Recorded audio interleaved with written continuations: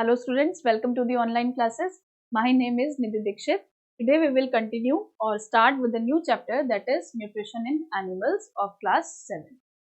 Students, in the previous chapter we have studied about chapter number 1, that was Nutrition in Plants, how plants make their food with the help of photosynthesis and what are the requirements for the photosynthesis.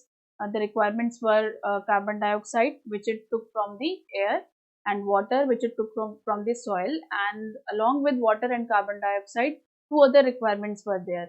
Those were chlorophyll and sunlight. So with the help of all these four things, plants was able to make its own food. And we have also studied about the heterotrophic plants. Some of the plants won't be able to make their own food, so they depend upon other things or other plants for their food requirements. We have studied about parasitic plants, insectivorous plants, saprophytic plants, etc. So in today's session we will study about nutrition in animals. Nutrition in animals को हम लोग पढ़ेंगे. ये हमें पता है कि animals जो रहते हैं, हमें पता है they are not able to make their own food. That is why they comes under the category of, क्या बोलते हैं उनको हम लोग, heterotrophic organisms. क्या बोलते हैं? Heterotrophic organisms. तो हेट्रोट्रॉफिक ऑर्गेनिजम्स क्या हुए? हमने पहले चैप्टर में पढ़ा है ऑटोट्रॉफिक और हेट्रोट्रॉफिक ऑर्गेनिजम्स के बारे में. तो हेट्रोट्रॉफिक ऑर्गेनिजम्स वो ऑर्गेनिजम्स होते हैं जो कि अपना खाना खुद नहीं बनाते. तो क्या करते हैं वो डिपेंड करते हैं प्लांट्स के ऊपर प्लांट्स के ऊपर अपने भोजन के लिए या अपने खाने के लिए. ठीक है. तो अगर प्लांट्स फोटोसिंथेसिस नहीं करेंगे तो क्या होगा? प्लांट्स अगर फोटोसिंथेसिस नहीं करेंगे तो प्लांट्स अपने लिए खुद का खाना नहीं बना पाएंगे और प्लांट्स खुद भी सर्वाइव नहीं कर पाएंगे क्योंकि उनको खाना नहीं मिलेगा. तो अगर प्लांट्स नहीं सर्वाइव कर पाएंगे तो क्या एनिमल सर्वाइव कर पाएंगे? नहीं. क्यों? क्योंकि वो तो प्लांट्स पर डिपेंड करते हैं अपने खाने के लिए. तो इस तरह से फोटोसिंथेसिस जो है एक एसेंशियल प्रोसेस है इस पूरे के पूरे अर्थ पर लिविंग सिस्टम को मेंटेन करने की. ठीक है. अब हम पढ़ेंगे इस चैप्टर में न्यूट्रिशन इन एनिमल्स को. न्यूट्रिशन जो होता है, न्यूट्रिशन इन एनिमल्स उतना ही इंपॉर्टेंट है जितना न्यूट्रिशन इन प्लांट्स इंपॉर्टेंट है. ठीक है. क्योंकि अगर एनिमल्स नहीं होंगे तो एनिमल्स क्या करते हैं? They give out carbon dioxide which is being utilized by the plants. तो अगर एनिमल्स नहीं होंगे तो प्लांट्स को कार्बन डाइऑक्साइड नहीं मिलेगा और प्लांट्स नहीं होंगे तो हमें ऑक्सीजन नहीं मिलेगा. तो इनडायरेक्टली हम एक दूसरे के ऊपर डिपेंड करते हैं. We are interdependent upon each other. कौन? Plants and human beings. सारे के सारे एक दूसरे के ऊपर इंटरडिपेंडेंट होते हैं. ठीक है. तो इस तरह से एनिमल्स जो रहते हैं they derive their nutrition either by eating the plants directly, या तो एनिमल्स क्या करते हैं? प्लांट्स को डायरेक्टली खा लेते हैं. जैसे कि हम डियर को देखते हैं. डियर एक हर्बीवोरस एनिमल है. क्यों हर्बीवोरस? हर्बीवोरस का मतलब क्या होता है कि जो प्लांट्स को खाते हैं. तो डियर एक हर्बीवोरस एनिमल है क्योंकि वो सिर्फ और सिर्फ प्लांट्स को खाता है. तो या तो एनिमल्स जो है डायरेक्टली प्लांट्स को खाते हैं या फिर वो क्या करते हैं? इनडायरेक्टली भी खाते हैं प्लांट्स को. कैसे? क्योंकि वो उन एनिमल्स को खा लेते हैं जो कि प्लांट्स को. एक सिंपल से चेन से हम लोग इसको समझें. वो चेन क्या है? वो चेन ये है कि ये एक प्लांट है. ठीक है. प्लांट को किसने खाया? प्लांट को खाया डियर ने. और डियर को किसने खाया? डियर को खाया लायन ने. ठीक है. तो अगर प्लांट नहीं होगा एक पर्टिकुलर पॉपुलेशन में तो क्या डियर होगा? नहीं, डियर नहीं होगा क्योंकि डियर तो सिर्फ और सिर्फ प्लांट्स को खाता है. और यहाँ पर हम डियर को क्या बोलते हैं? डियर को बोलते हैं कि वो कौन सा एनिमल है? वो है हर्बीवोरस. वो सिर्फ और सिर्फ प्लांट्स को खा रहा है. ठीक है. लायन क्या है? लायन को हम बोलते हैं कार्निवोरस. कार्निवोरस क्यों बोलते हैं इसको? कार्निवोरस इसलिए बोलते हैं क्योंकि वो किसको खाता है? वो खाता है लायन को. वो सिर्फ और वो किसको खा रहा है? डियर को. इसको कार्निवोरस किस लिए बोला? क्योंकि ये फ्लैश ईटिंग एनिमल है. फ्लैश ईटिंग क्योंकि सिर्फ और सिर्फ मीट या मांस ही खाता है, कि प्लांट्स को नहीं खाता. तो अब आप मुझे ये सोचकर बताएंगे कि अगर प्लांट नहीं होंगे तो क्या लायन होगा? बहुत सारे बच्चे बोलेंगे लायन तो होगा क्योंकि डियर है. बट वो ये नहीं सोचेंगे कि अगर प्लांट नहीं होगा तो डियर नहीं होगा. डियर नहीं होगा तो आगे लायन भी नहीं होगा. तो आप इस चेन से आप कंसीडर कर सकते हैं कि किस तरह से प्लांट्स और एनिमल्स एक दूसरे के ऊपर इंटरडिपेंडेंट होते हैं. ठीक है. दोनों ही एक दूसरे के ऊपर इंटरडिपेंडेंट है. अगर उनमें से एक भी कंपोनेंट नहीं होगा तो हमारा यूनिवर्स में जो लिविंग सिस्टम है वो हमें देखने को नहीं मिलेगा.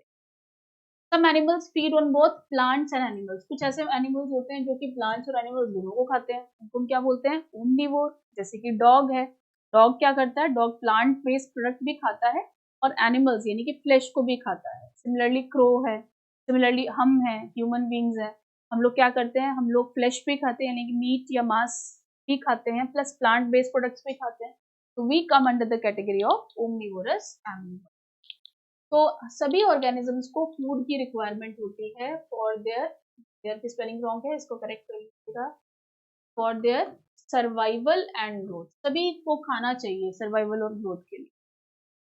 You have studied in previous class that food consists of many components. Try to recall and list them. तो ये आप अपने आप खुद करेंगे कि आप बहुत सारे जो है फूड आइटम्स खाते हैं, उनके अंदर इंग्रेडिएंट्स क्या होते हैं, उनके अंदर कंपोनेंट्स क्या होते हैं। तो कंपोनेंट्स हम लोगों ने 7 पढ़े हैं कंपोनेंट्स, ठीक है, जूनियर क्लास में आपने चैप्टर 2 में आपने सारे कंपोनेंट्स पढ़े हैं क्लास 6 में। वो कंपोनेंट्स कौन कौन से थे, वो थे carbohydrates, fats, proteins, water, mineral and glucose, ठीक है।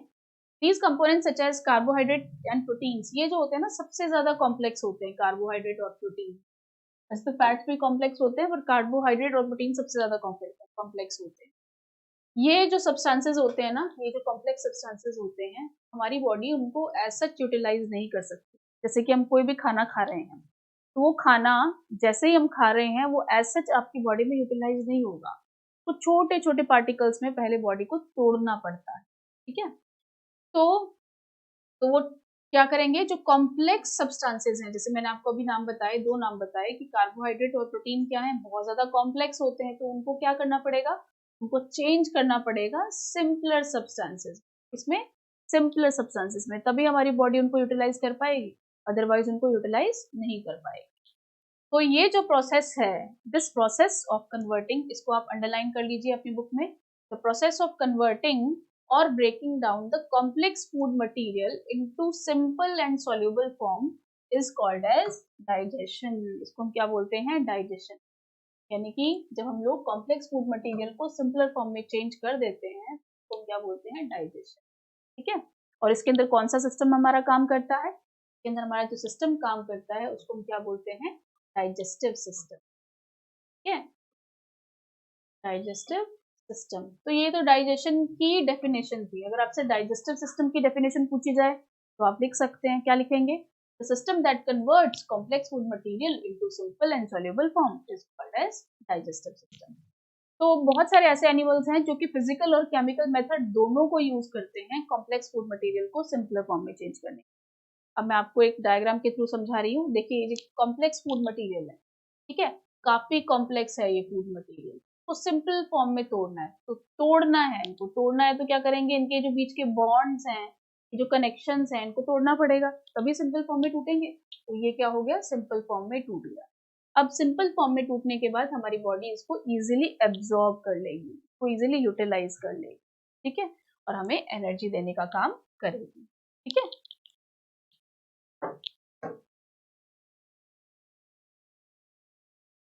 नेक्स्ट आता है आपका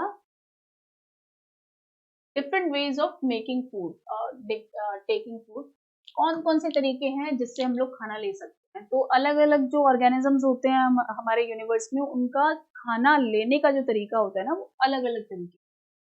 जैसे बटरफ्लाई क्या करती है, बटरफ्लाई क्या करती है, फ्लावर जो होते हैं प्लांट्स के ऊपर, उनके अंदर जो नेक्टर प्रेजेंट होते हैं उन नेक्टर को सक करती है, ठीक है, तो इसके लिए इस तरीके का खाना है। फ्रॉग क्या करता है, इंसेक्ट्स को या दूसरे छोटे छोटे जो जानवर होते हैं उनको अपनी टंग, अपनी स्टिकी टंग की हेल्प से ट्रैप करता है और उससे उसी फूड को एनगल्फ करता है, वो इस तरह से न्यूट्रिशन लेता है। सिमिलरली स्पाइडर क्या करती है, छोटे छोटे इंसेक्ट्स को अपने अंदर ट्रैप कर लेती है अपने वेब के अंदर, उनसे अपना न्यूट्रिशन लेती है। और ये है अमीबा।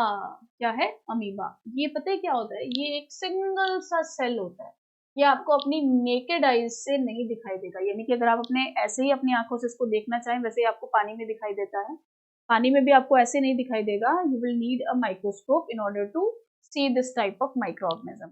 अगर आपको इसे देखना है तो आपको माइक्रोस्कोप का यूज करना पड़ेगा। तो ये माइक्रोस्कोप के अंदर अगर आप देखेंगे पानी के अंदर तो आपको इस तरीके का स्ट्रक्चर दिखाई देगा।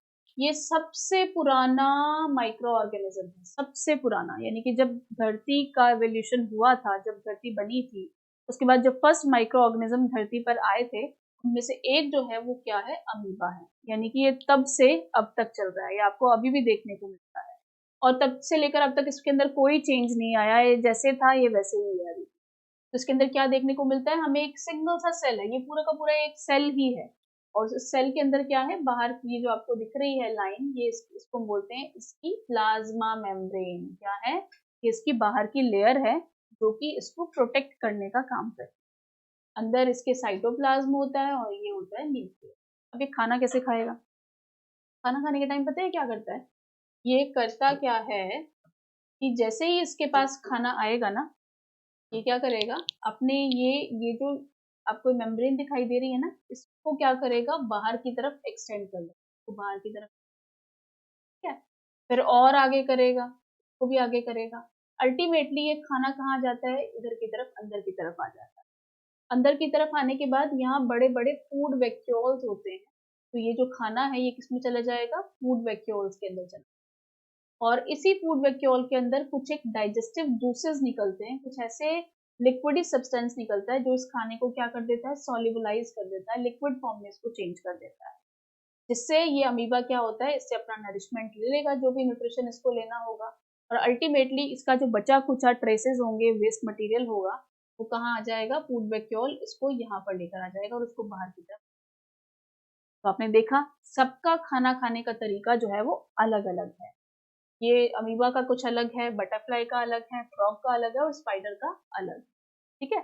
लेकिन कोई भी जिस खाने को खा रहा है उसको एज सच उसकी बॉडी यूटिलाइज नहीं कर सकती, तो पहले उसको सिंपल फॉर्म में तोड़ना पड़ता है, ठीक है, तभी वो उसको यूटिलाइज कर सकता है। अमीबा में देखिए, ये जो स्ट्रक्चर जो मैंने आपको बताया था, ये जो फीट लाइक स्ट्रक्चर ये बनाता है, इसको बोलते हैं स्यूडोपोडिया। क्या बोलते हैं, स्यूडोपोडिया। अब स्यूडोपोडिया का मतलब क्या होता है, स्यूडो का मतलब होता है फॉल्स, ठीक है, और पोडिया का मतलब होता है feet.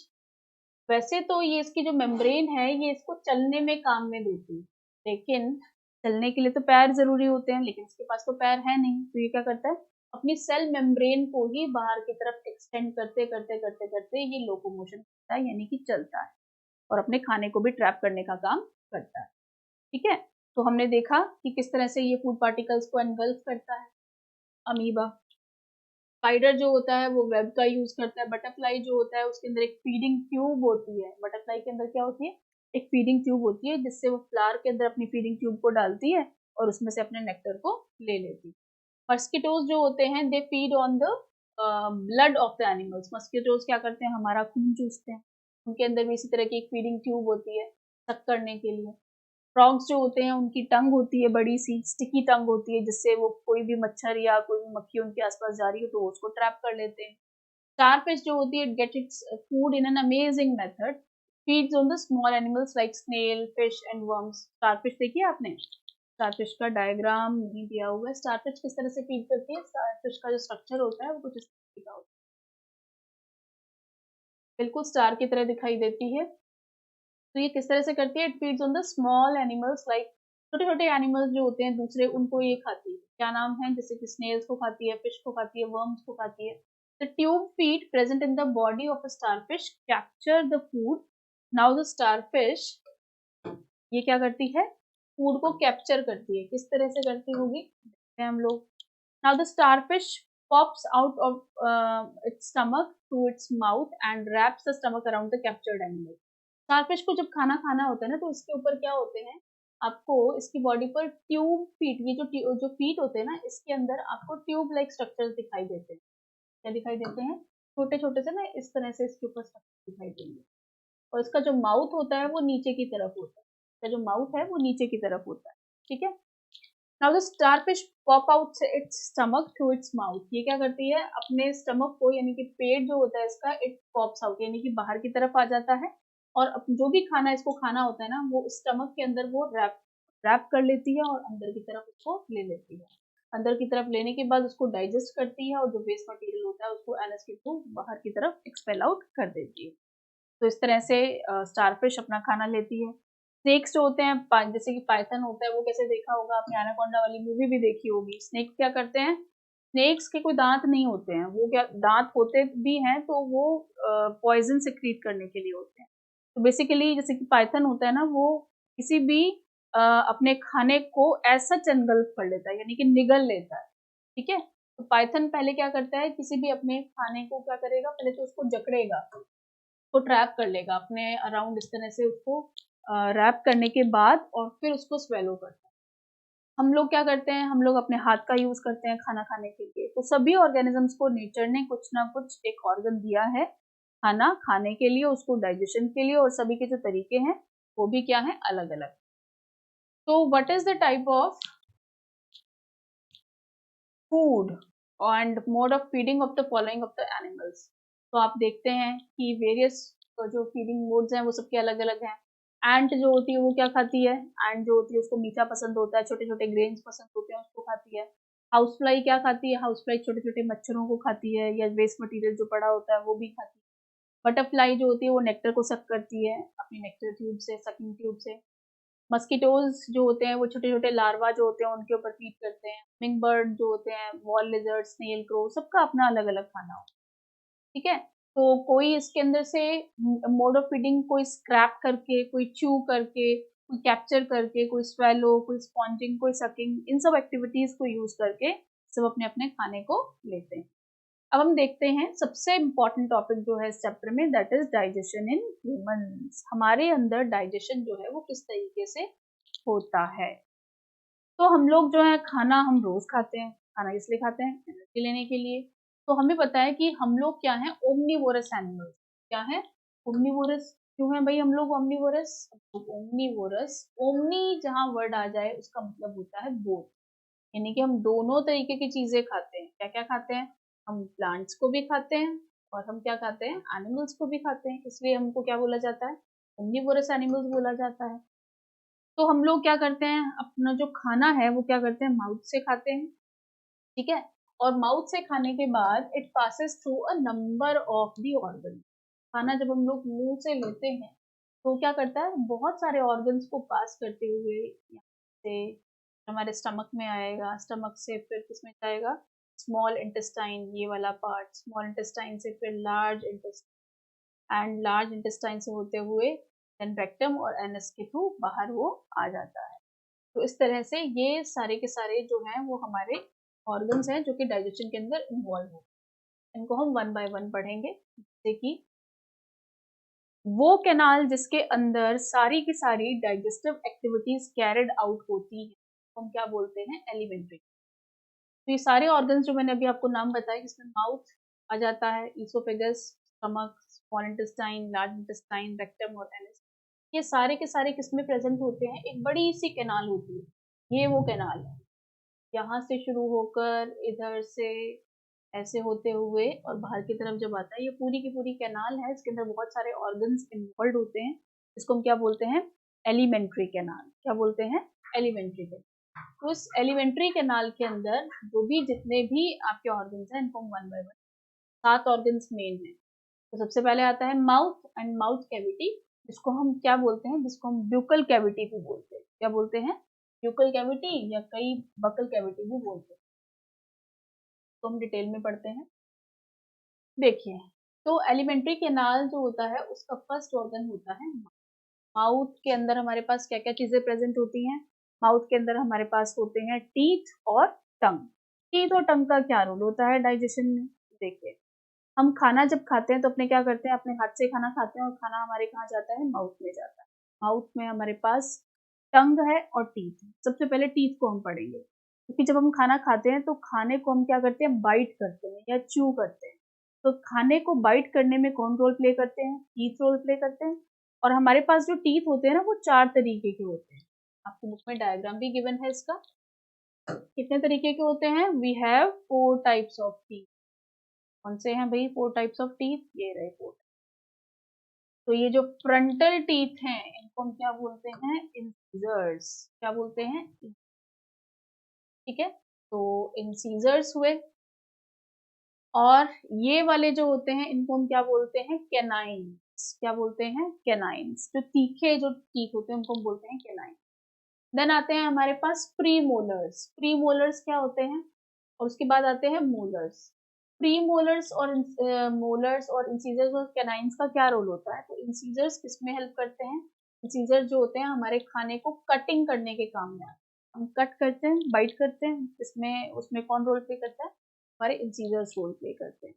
Then comes the canines. Canines का क्या रोल होता है? कैनाइंस का रोल होता है टीयरिंग में, यानी कि फाड़ने में, जिसको हम कहते हैं ना, उसमें रोल होता है उसका। अच्छा, तो अगर आप देखते हैं लायन है, जो भी कार्निवोरस एनिमल्स होते हैं ना, जो कि जिनको फ्लैश ईटिंग एनिमल्स होते हैं बेसिकली, उनके अंदर कैनाइंस जो होते हैं दे आर हाईली डेवलप्ड, बहुत तीखे और पैने होते हैं। देन आते हैं प्रीमोलर्स और मोलर्स। प्रीमोलर्स और मोलर्स जो होते हैं च्यूइंग में हेल्प करते हैं, यानी कि खाने को चबाने में, उनको ग्राइंड करने में हेल्प करते हैं। ठीक है, तो अगर आप खाने को च्यू नहीं करोगे, आप ग्राइंड नहीं करोगे, कटिंग नहीं करोगे, तो क्या खाने को एनगल्फ कर सकते हो? कर सकते हो। तो खाने को एनगल्फ करने में, उसको च्यू करने में टीथ हमारे इंपॉर्टेंट रोल प्ले करते हैं। और टीथ जो होते हैं ना, हमारी लाइफ टाइम में हमारे पास दो सेट हमारे पास टीथ के आते हैं। तो एक बार तो जो सेट ऑफ टीथ आता है उसको हम बोलते हैं बेबी टीथ, या उसको हम डेसिडुअस टीथ क्या बोलते हैं? Baby teeth. बेबी टीथ जो होते हैं ना, वो टेम्परेरी होते हैं। ठीक है, बच्चों के जो दांत के, दूध के दांत जिनको हम बोलते हैं, ये टेम्परेरी होते हैं। और ये कितने होते हैं नंबर में? ये होते हैं 20। कि छोटे बच्चों के, जो कि 7 साल से जिनकी उम्र कम होती है ना, उनके पास 20 दांत होते हैं। लेकिन जैसे ही बच्चा 7 साल की एज को क्रॉस करता है, या 7th ईयर में ही उसके टीथ जो है, वो जो बेबी टीथ हैं, जो दूध के दांत हैं, वो धीरे धीरे टूटने लगते हैं और उनके पास नया सेट ऑफ टीथ आता है। और नया सेट ऑफ टीथ कितने कितने टीथ होते हैं उसके अंदर? वो होते हैं 32। ठीक है, तो इस तरह से टीथ जो होते हैं वो फूड को काटने का और चबाने का काम करते हैं। ठीक है, अब फूड को हमने काट लिया, चबा लिया, लेकिन उससे पहले हमें क्या करना पड़ेगा? ये टेबल को कंप्लीट करना पड़ेगा। उससे भी पहले हम लोग वापस यहाँ पर आते हैं, माउथ एंड ब्यूकल कैविटी। सबसे पहले फूड को हमने कहाँ लिया? बॉडी के अंदर लिया, थ्रू दी माउथ, माउथ की हेल्प से। तो इस प्रोसेस को हम क्या बोलते हैं? Ingestion. The process of taking food into our body is called as ingestion. हम क्या बोलते हैं? इंजेशन। खाने को अंदर लेने के प्रोसेस को हम बोलते हैं इंजेशन। हमने खाना अंदर ले लिया है, अब कौन रोल प्ले करेगा? टंग, टीथ और सलाइवरी ग्लैंड्स, ये इंपॉर्टेंट रोल प्ले करेंगे खाने को चबाने में। हमने टीथ का रोल पढ़ा कि टीथ जो होता है वो खाने को छोटे छोटे पार्टिकल्स में तोड़ने का काम करता है।